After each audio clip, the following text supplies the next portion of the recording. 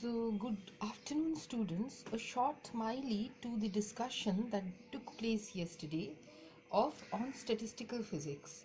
So, you have already understood, I believe, on why we need to bring in the topic statistical physics to learn uh, which branch of matter, to learn the properties of which branch of matter, or the effects of the combined effects of large number of particles to bring out the properties of matter.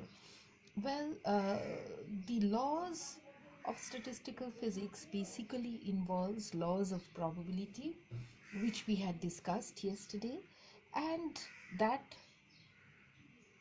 what we mean by probability, when will the probability be 0, when it will be 1, what is the meaning of total probability. This you must have understood because you've been learning this from your quantum physics itself.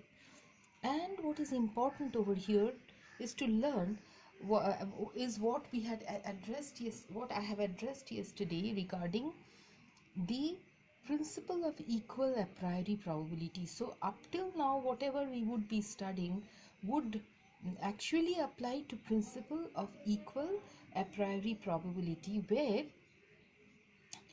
uh, uh, actually we assume equal probability for events which are equally likely. Equally likely. A priori means something which exists in our mind prior to and independently of the observations we are going to make.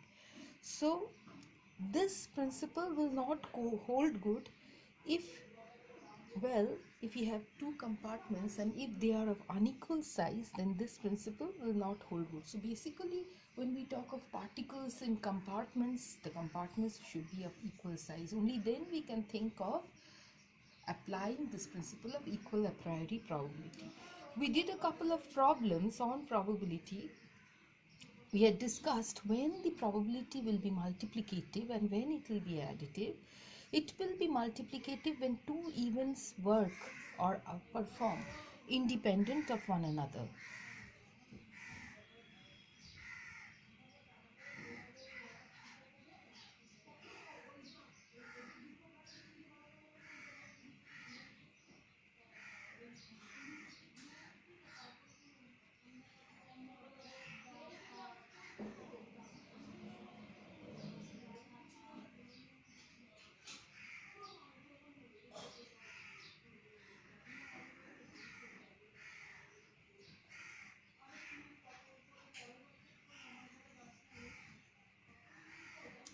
And when the events are dependent on one another, that means occurrence of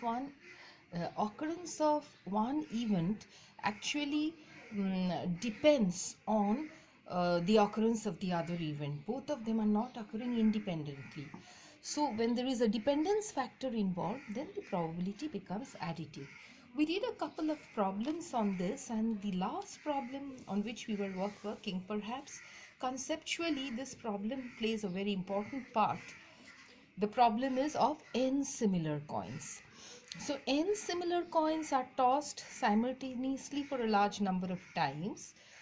It was asked that prove that the probability of r heads uppermost is factorial n divided by factorial r into factorial n minus r into 1 by 2 to the power of n.